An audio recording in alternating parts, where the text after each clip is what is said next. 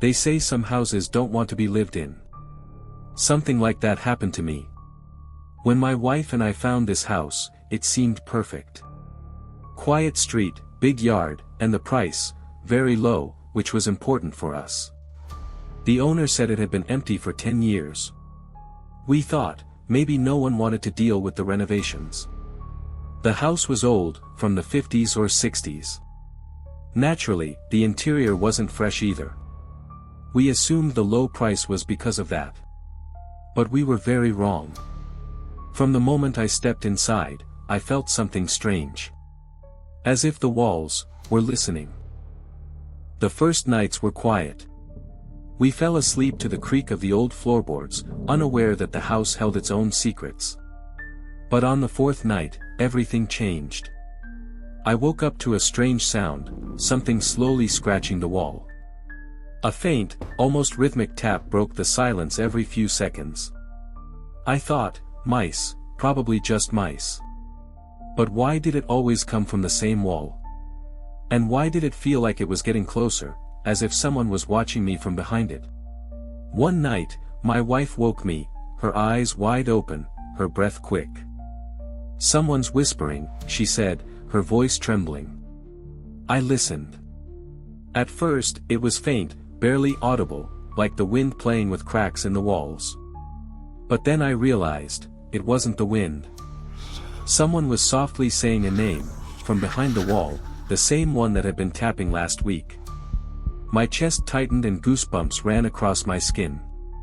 The name repeated over and over, and each time it felt closer, right next to my ear. A few days later, we decided to replace the wallpaper.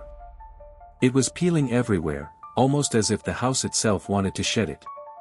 As I pulled back the first piece, I saw something beneath it.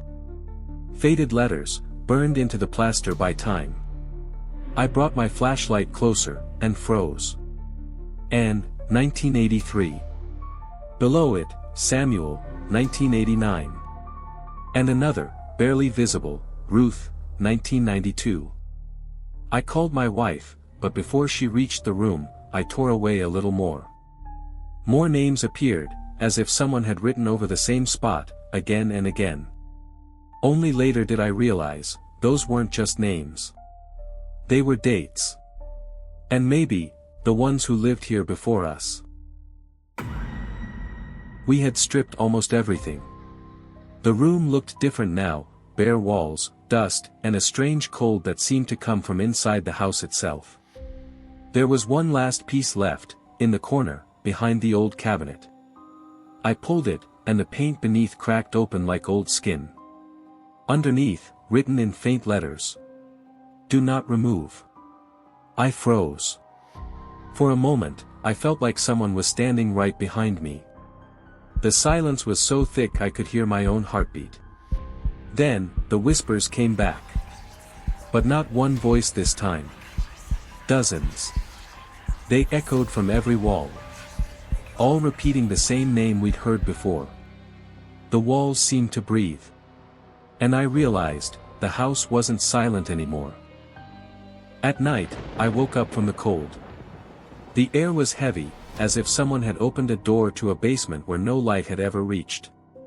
My wife was lying beside me, staring at one spot, the wall. Her lips were trembling. "She's here," she whispered. I got out of bed. And at that exact moment, I heard a sound.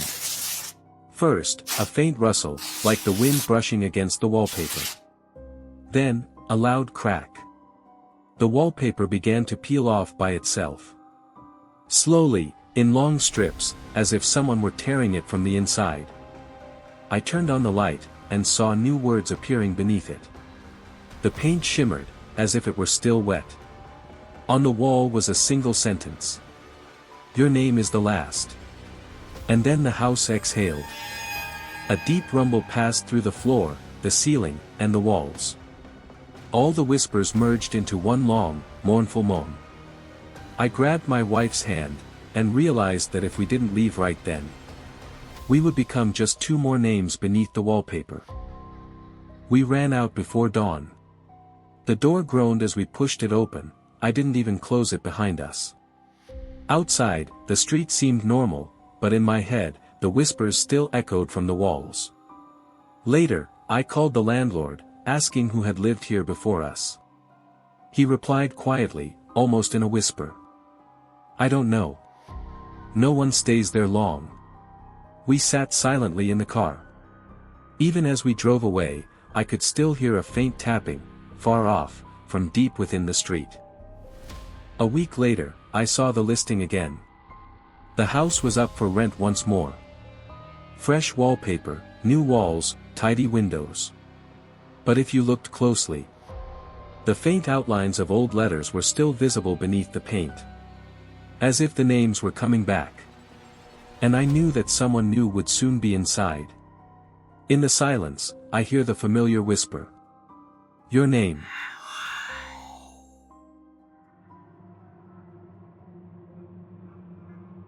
I had always dreamed of living away from the noise, somewhere quiet, peaceful, where you can hear the wind rustling through the trees.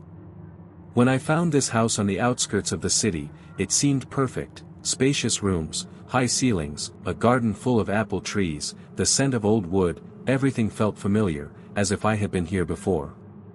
But from the very first day, there was something off. A strange heaviness in the air, like the presence of someone else. Sometimes, I felt as though someone was watching my every move. I blamed it on the stress of moving. Back then, I had no idea what was waiting for me. One evening, I came home from work. It was already dark. The street was silent, not a single soul around. As I approached the house, I noticed something: the door was slightly open. I clearly remembered locking it that morning. My heart immediately started pounding faster. I slowly pushed the door open and stepped inside. The house was quiet, too quiet. Nothing was stolen, but everything looked different. Books on the shelves were turned upside down. The chair where I usually have breakfast was standing by the window. On the table, an old cup I hadn't used in years. It felt like someone had been living here while I was gone. I searched the entire house. Checked every room, every closet, even the attic. There was no one there. But the feeling of being watched was becoming unbearable. At one point, I heard a faint sigh behind me. I turned around, no one. Just a shadow flickering on the wall, and my own reflection in the window. That's when I felt real fear for the first time. That feeling, like someone is standing right behind you, breathing down your neck, but you can never turn around in time. The next day, I decided to learn more about the house. I went to the neighbors, an elderly couple who lived across the street. When I mentioned the address, the woman fell silent, and the man looked away. Then, after a pause, she said, "Someone used to live there. He disappeared. Just vanished. They found the door open, his things still inside. No one ever figured out what happened." I stood there, not knowing what to say. The air suddenly felt colder.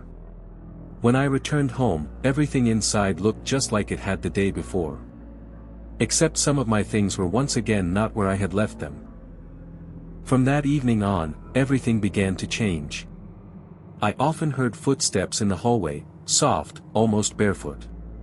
Sometimes someone would quietly pass behind me, and a cold breeze would brush the back of my neck. One night, I woke up to the sound of dishes, a spoon clinking in the kitchen. I went to check. All the cupboards were open, and on the floor stood a single plate. Inside it, water. I don't know why, but I had this strange feeling that someone was trying to say something. To show me something. That's when it first crossed my mind, maybe it was him.